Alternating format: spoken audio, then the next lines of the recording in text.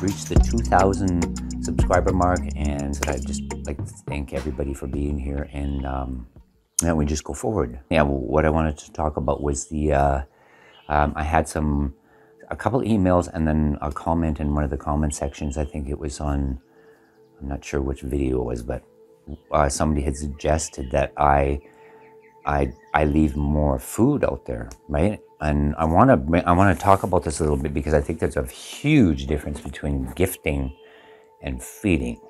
Like, how far do you go down that, right? And it was suggested too that I'm not doing enough. I'm not leaving enough food, like me leaving these little things, right? I've chose to gift, and I don't think we should be hauling a whole bunch of food out there, and in the first place, because there's a lot to consider when I do these things, right? Like some of these locations, there's wolves, there's bears, there's grizzlies. I could be bringing a whole lot of other animals to that location, and I don't really want to be dealing with all of them as well, right?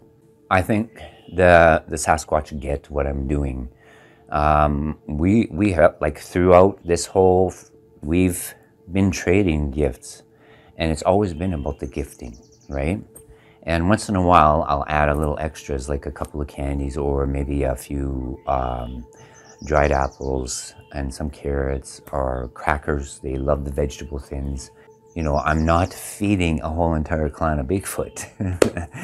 I don't think we could anyway. I mean, they're 800, 900 pounds, and you have a clan of 6 or 7 of them, like, that would be almost impossible, right? I don't think these beings are something to be, or something to tame down, right? This is a different species. This is different. This is a whole different feel, energy, everything when you are with them and around them, or they come to you. It's not the same. I think if anybody's going to habituate a clan of Bigfoot, I think they should really think hard on how you're going to do that. And I want to share a story with you, and it pertains to all of this. And just to give you an example of some of the things I think about, and this is one of the reasons too why I'm careful. Every night I usually go to my mom's, which is across the property, for supper in here, and usually, like, routine, anywhere from 11:30 to 12:30 a.m. It's when I head out to the gifting bowl, and I put the carrots and the vegetable thins in the gifting bowl, and I come in.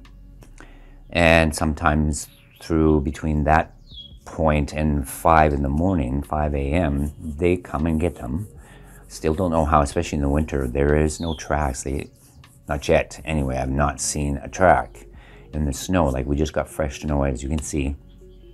That I filmed that yesterday, and today we got double that. So, okay, and I come home, and I was running in about an hour late getting back here to my house, and I come in, and I kind of was taking my time. So I grabbed the stuff that I was going to take the gifting bowl, and I'm on my way out to the front door, to the screen door, and just as I opened my screen door, boom, this scream that come from the gifting site, from the gifting bowl, oh my God. Oh my God. It was like, think of a banshee scream. I've heard the screaming before, but not at me, right? I've heard it when they're here near to the property. We've heard them scream at each other. So I stood there, the screaming stopped. It only lasted for maybe 3 seconds. And I said, I'm coming. I said, just give me a minute. And so I started walking towards the gifting bowl. And I got about, every time I start walking, I could hear this whimpering, right? This,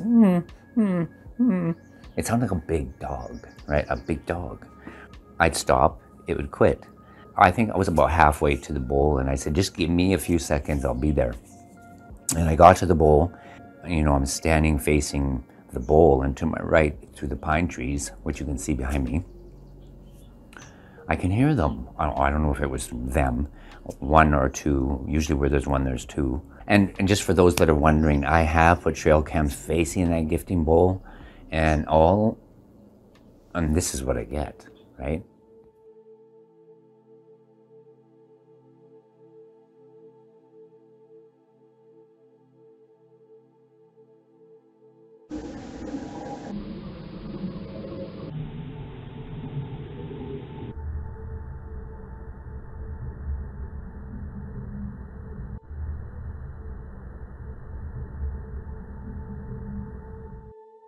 I get orbs.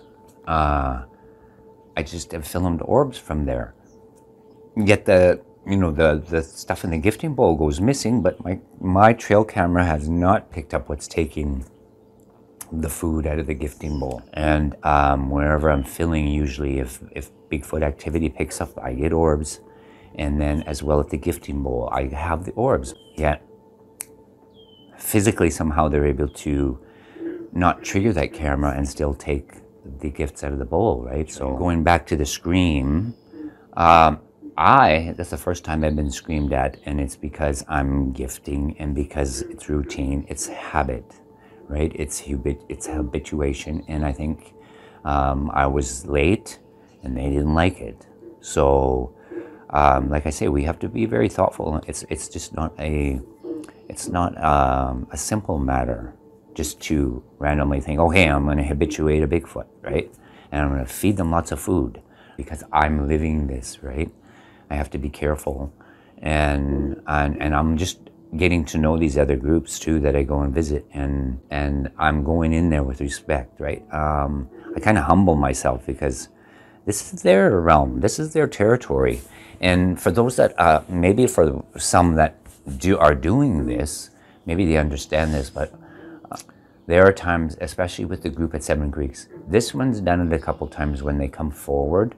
They've come forward, and there's, I always have a hard time putting words to this. It's like an energy as they come into where you are, like Seven Creeks, and Seven Creeks, they seem to all come together. And I've heard, I'm starting to believe at this point in the game that they are able to create a wind, right? And this has happened at all of the locations when the Bigfoot have come forward. It's like a wind. Sometimes I hear it, and I've not felt it. Maybe because they didn't come that close to me, but you can hear it coming through the trees, right? And it's weird because it's not above you, and it's not around you. It's from the direction they're coming from.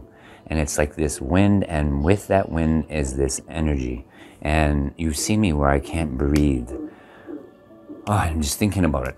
I can't breathe because this energy will come, it comes right to you, and it kind of goes on you and over you, right? And there are times where I've shut my camera off so that I could just reset. It's like I got to reset and calm myself, take deep breaths, and then it's like reset. I got to go into, I've been calling it Bigfoot mode.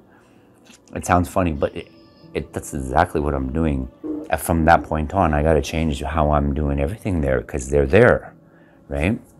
And sure enough, the wood knocks happen, the movements, the twigs snapping. I find them in my video. It's hard to explain that feeling, but it is an energy. It's like a power or something, or it's maybe part of it is electrical, and I'm thinking this all coincides with my gear, my audio interference, and sometimes my video interference. It's that energy, and it does take your breath away. Yeah, this isn't just like feeding a herd of deer, right? We got to look at this in a whole different way. And so, like, again, I hope everybody's okay with that, the gifting idea, right? And once in a while, maybe a little jar of honey or peanut butter, but once in a while, you can't make it habit, because then just like here, I got screamed at. And when when they let you know, they don't do it just in this little subtle way. When they don't like something, it's big, right? Look at the shed, my roof on my shed. I mean, that thing is so heavy, and they flipped that like it was, you know, a piece of plywood, like we would do to a piece of plywood, right? Like that screen, I felt it, my house rattled, and it was so loud, I literally wanted to cover my ears. It was just piercing, right? And that's because I was an hour late. Oh my goodness. So I don't even want to begin to think what would happen if I was feeding a group of 6 or 7 all the time and they expect the food, right? We got to be careful. And like I say, I got to live this, right? For those of you that are thinking I should be doing something like that, you're not here with, you know, 9-10 foot giant Sasquatch. I got to be careful, and we got to really think these things through. And I appreciate the suggestions, don't get me wrong, but I also have to balance the ideas and the suggestions to how it is here, right? And what I go through and how they react to things. I got to put a lot of thought into each thing I go to do with these beings, right? So, but anyway, I will leave it there to say hi and thank you again to all the new subscribers. You put me over 2,000 subscribers, and all the subscribers that have come on board over the long haul, right? From the beginning. Thank you for staying here, staying with me, and we got a long ways to go, right? We got a lot to discover and a lot to learn, and like I say, don't get me wrong, I appreciate all the comments and suggestions, but we'll talk through it, right? We'll talk through it and decide what is the best way to go about doing something. Like we did the trail cams. I'm still going to use the trail cams, but I don't think right here next to the house or to the property, I don't think that's a good idea, because then they won't come, right? And I don't want to upset them either. So anyway, I'll sign off here. Again, thank you all for being here. Bye for now.